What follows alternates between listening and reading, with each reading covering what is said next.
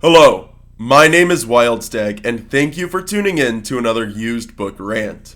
Today I'm going to be covering this book, Snow Leopard, by Peter Mathiasson. This book is from the 70s. I don't know what year this copy was printed in, but the book was published first in 1978. This Penguin Books edition was published in 1996. I purchased this book in April of 2019 at Downtown Books in Albuquerque. It looks like it was $12, but I know I bought something else with it, so it was probably not worth $12 by itself. There's a pencil mark in the front cover that says $4, so I'm going to hazard a guess that I bought two other things at that bookstore. This book is about two things. In the prologue, he covers it that he is going to Nepal with his friend George Scholar. I'll spell that out just because I may be mispronouncing it. I set out with GS on a journey to the Crystal Mountain, walking west under Annapurna and north along the Kali Gandaki River, then west and north again around the Dhalagiri peaks and across the Kanjiroba, 250 or more miles to the land of Dolpo on the Tibetan Plateau. GS is the zoologist George Scholar, Schaller.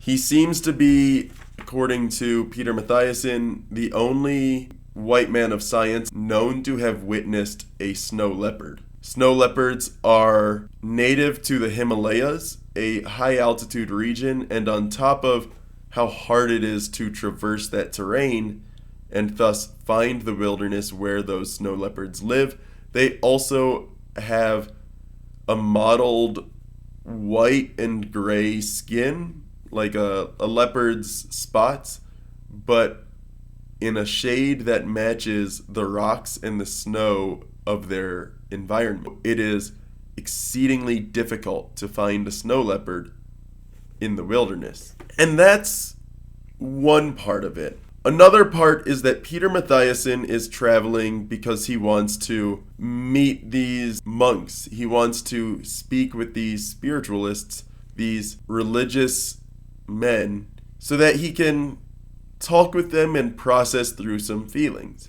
Specifically, he has recently become a widower, and he has left his family in the care of his parents so that he can process his feelings.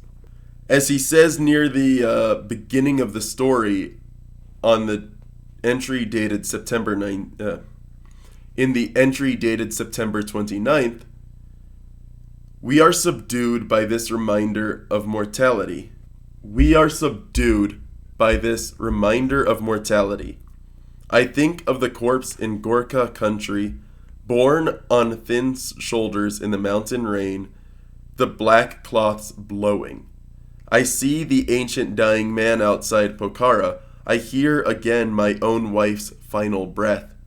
Such sights caused Sakyamuni to forsake Lumbini and go in search of the secret of existence that would free men from the pain of this sensory world, known as samsara.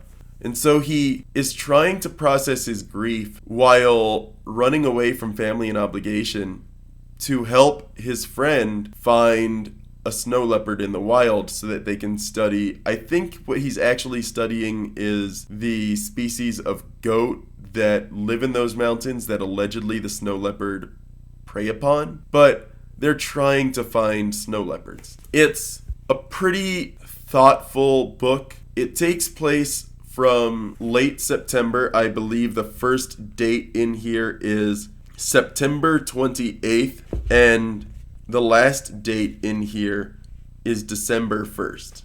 It is, however, another kind of book, and that is a travel log. It is quite literally a journal of his travels, but it is also one of those books where a white person with some degree of financial backing or financial stability, usually they're pinching pennies to do this, but They're traveling across regions in a part of the world that is significantly less developed than the one they grew up in. I think of books like Stranger in the Forest, which is up on my bookshelf behind me, or Tracks by Robin Davidson.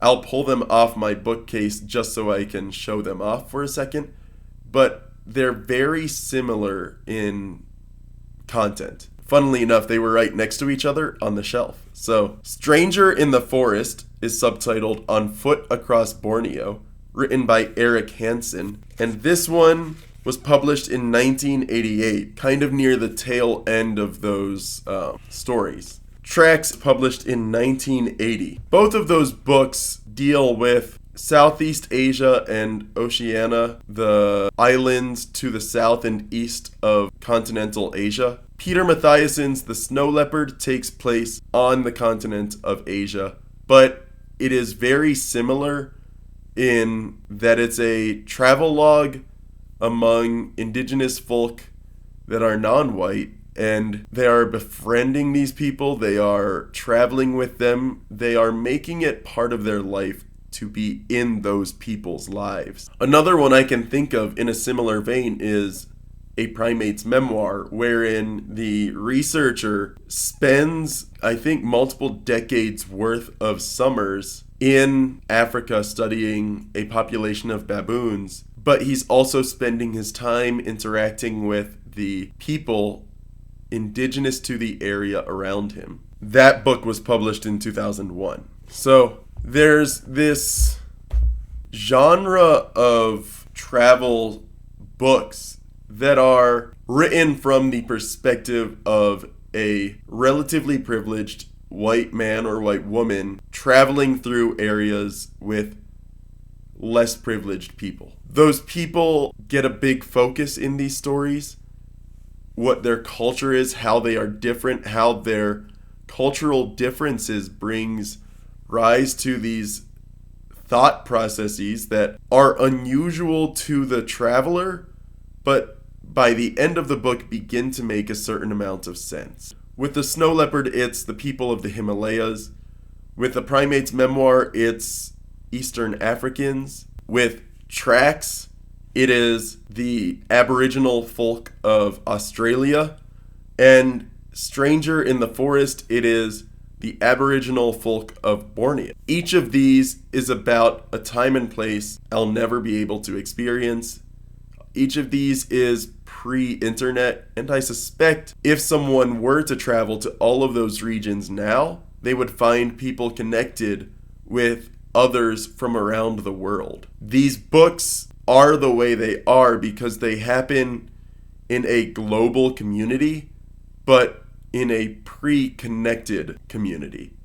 People have travelers and merchants and soldiers from all over the world traveling to different places, but they don't have the internet that is connecting them all. It's an interesting journey, and at least in the case of the Snow Leopard, it's not really insulting in any way. Tracks at times can seem that way.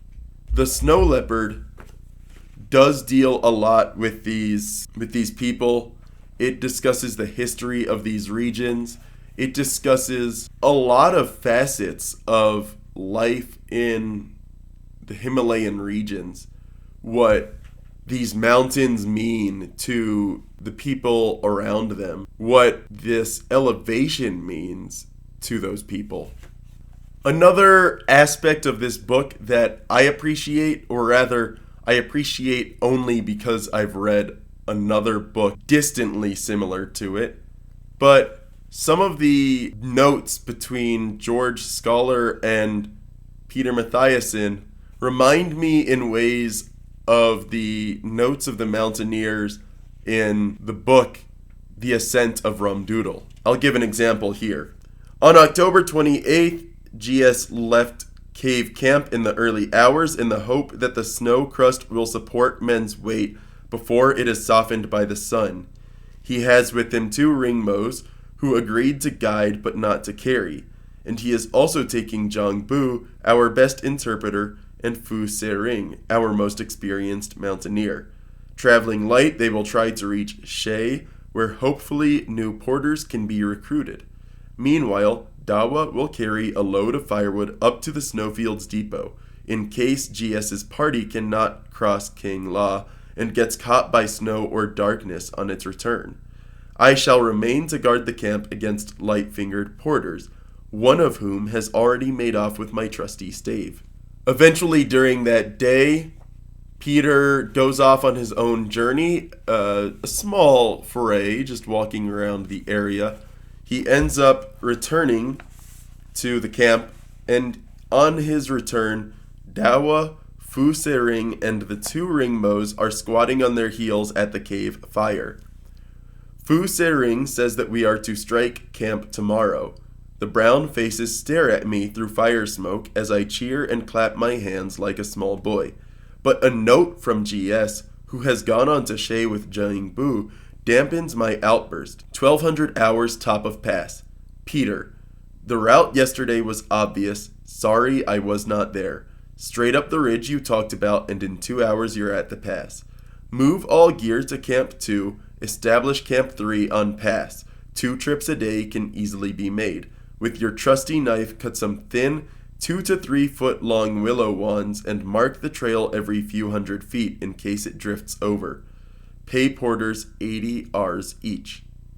Signed, GPS. Peter then questions why GS wants to establish a Camp 3 on a windy, snowy pass near 18,000 feet, and he questions which camp is Camp 2. He assumes it is the Snow Depot in parentheses.